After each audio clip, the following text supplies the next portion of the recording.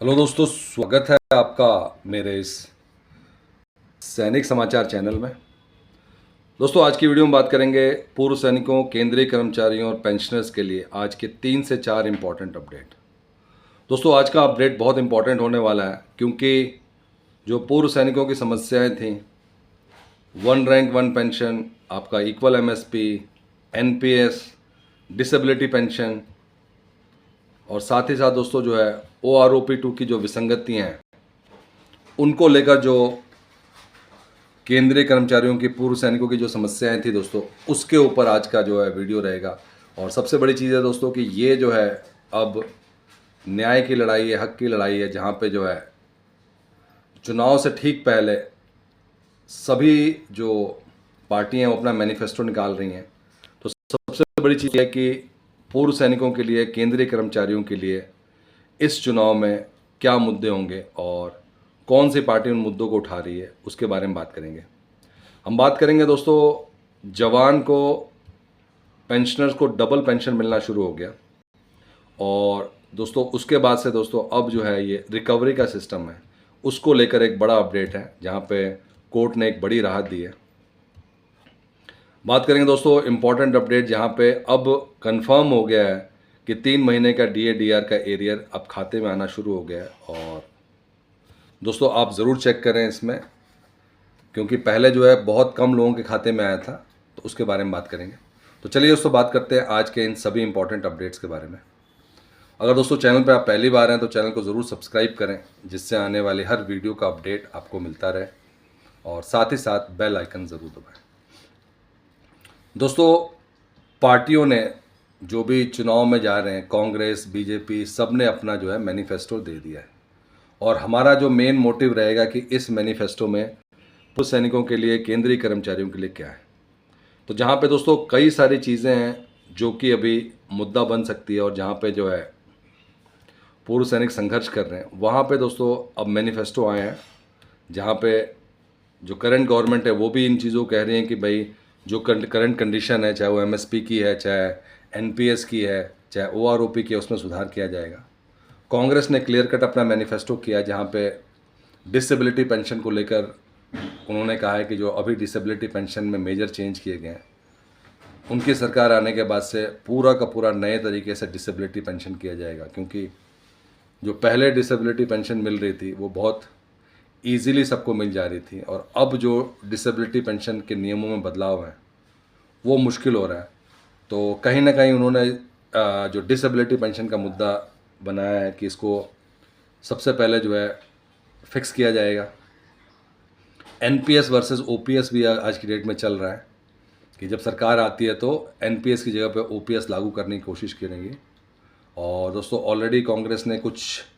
राज्यों में, अगर हिमाचल की बात करें, वहाँ पे जो है OPS लागू किया था, और इससे पेंशनर्स को काफ़ी बेनिफिट था। तो दोस्तों ये सभी चुनावी मैनिफेस्टो हैं। साथ ही साथ दोस्तों इसके अलावा भी जो है वन रैंक वन पेंशन की जो विसंगति है, और इसमें कांग्रेस ने कई बार कहा है कि जो वन रैंक वन पेंशन लागू हुआ है उसमें जो ऑफिसर्स हैं उनको ज़्यादा मिला है, और जो JCO जवान हैं उनको सिर्फ उसका 13% का बेनिफिट मिला है। तो कहीं ना कहीं दोस्तों ये भी एक बड़ा मुद्दा बनने जा रहा है, और इसको भी कहीं ना कहीं मैनिफेस्टो में जगह मिल रही है। इस पर भी चर्चा की जा रही है, कई बार जो है कांग्रेस की तरफ से चर्चा की गई है इसके ऊपर। तो दोस्तों ये जो मेन मुद्दे हैं, जो कि इक्वल MSP का मुद्दा जो काफ़ी टाइम से कोर्ट में चल रहा है, ये ऐसे मुद्दे हैं जो कि सीधे सीधे जो है चुनावी मैनिफेस्टो में इनको जगह मिलेगी। और कहीं ना कहीं हर जो विपक्ष पार्टी है वो इन मुद्दों को जगह देंगे, जिससे कि एटलीस्ट जो लोग इससे परेशान हैं वो उनकी समस्याओं को सॉल्व कर सकें। दोस्तों ये चुनावी मैनिफेस्टोज हैं, कितना ज़्यादा आगे इम्प्लीमेंट होता है, किसकी सरकार बनती है, लेकिन अच्छी बात यह है कि इनको अब जगह मिल रही है। और ये इतने टाइम से जो संघर्ष चल रहा था पूर्व सैनिकों का OROP2 के लिए, इक्वल MSP को लिए, तो एटलीस्ट इसकी जो विजिबिलिटी बनी है, और अभी जो है ये सभी जो है चुनाव में इसका जो है इसको स्थान मिला है और चुनाव का मुद्दा बना है। बात करते हैं दोस्तों दूसरे अपडेट की, और ये अपडेट है थोड़ा दोस्तों इस अलग से है, जहाँ पे पेंशनर्स को अचानक जो है डबल पेंशन मिलना शुरू हो गया। और जब पेंशनर्स के खाते में डबल पेंशन यानी कि एक्स्ट्रा पेंशन, एक्स्ट्रा कंपोनेंट, जैसे आपका डिसेबिलिटी पेंशन का हो गया, आपका सर्विस पेंशन का हो गया, उसके साथ एक और नया अचानक जुड़ जाता है, और वो कई जो है टेक्निकल एरर की वजह से बैंक की ये जुड़ जाता है, और उसके बाद से जो है पेंशनर्स को जो है एक्स्ट्रा मनी मिलना शुरू हो जाती है। अब दोस्तों इसके लिए दो चीज़ें हैं, अगर तो आप इसका विरोध नहीं करते हैं और आप इसको जो है लेते रहते हैं एक्स्ट्रा मनी, तो वहाँ पे दिक्कत है, क्योंकि वहाँ पे आप इन्वॉल्व हैं। और कई जगह पे ये है कि कई लोगों को पता नहीं चलता, बट अगर आपका पेंशन ज़्यादा आ रहा है और आपने इसको टाइमली रिपोर्ट कर दिया, तो उस केस में कहीं ना कहीं आप जो है ठीक पाए जाते हैं, और उसके बाद से अगर कुछ रिकवरी का कुछ होता है तो एटलीस्ट आप ये बोल सकते हैं कि आपने कई बार इसको हाईलाइट किया, क्योंकि रिकवरी एक ऐसा मैकेनिज्म है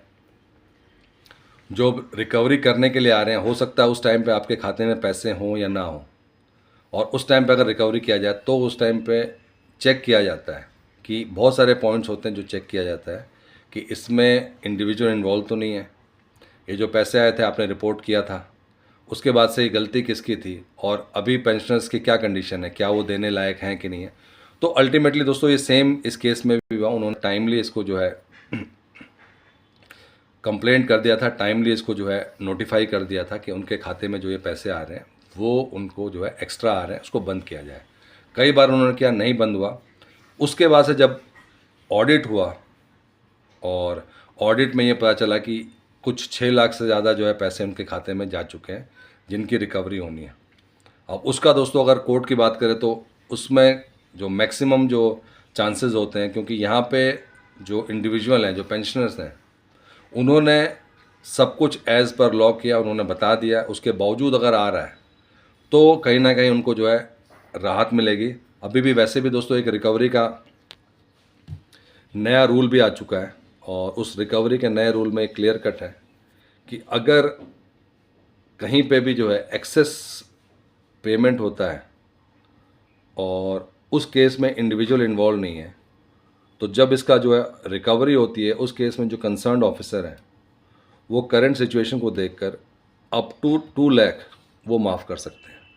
तो ऑलरेडी नियम बन चुका है, और यहाँ पे जो है बार बार मना करने के बावजूद दोस्तों वो पैसे आ रहे थे, तो उस केस में भी जो है पेंशनर्स को बड़ी राहत मिलेगी। बात करते हैं दोस्तों 3 महीने के DADR का, और वो अब खाते में आना शुरू हो गया है। दोस्तों कई पेंशनर्स ने कल भी कंफर्म किया कि अब जो है प्रॉपरली 3 महीने के DADR का एरिया जो है क्रेडिट हो रहा है, और आप इसको जो है अपने अकाउंट में चेक कर सकते हैं। जो इससे पहले था, कई लोगों ने कहा था मैसेज आया, बट NEFT का मैसेज आया, बट उनके खाते में क्रेडिट नहीं हुआ, लेकिन अब जो है वो खाते में क्रेडिट होना शुरू हो गया। तो दोस्तों एक अच्छी खबर है, जहाँ पे काफ़ी टाइम से इंतज़ार था और जो ये डिले हो रहा था, प्लस PCDA के जो अलग अलग जो मैसेजेस आ रहे थे कॉल सेंटर में बात करने के बाद कि ये जो है आपके मंथ एंड में होगा, उसका जो भी कन्फ्यूजन था वो दूर हो गया है, और अब मैक्सिमम पेंशनर्स के खाते में 3 महीने का जो DADR का एरियर है 50% के साथ वो मिल गया है। और अब ये क्लैरिटी हो गई है कि जो अप्रैल महीने का जो आपका पेंशन आएगी वो आपको एग्जैक्टली 50% के साथ आएगी, क्योंकि 3 महीने का DADR आपको पेमेंट हो चुका है। अब सिर्फ और सिर्फ जो है अप्रैल की पेंशन के ऊपर वो आपको 50% से आएगी। तो दोस्तों ये था आज का इम्पॉर्टेंट अपडेट सभी पूर्व सैनिकों के लिए, केंद्रीय कर्मचारियों के लिए और पेंशनर्स के लिए, जिसमें कि जो है DADR का पेमेंट शुरू हो चुका है। दोस्तों अगर वीडियो पसंद आए तो इसको लाइक कीजिएगा, शेयर कीजिए और सब्सक्राइब करना ना भूलें। Thank you for watching this video.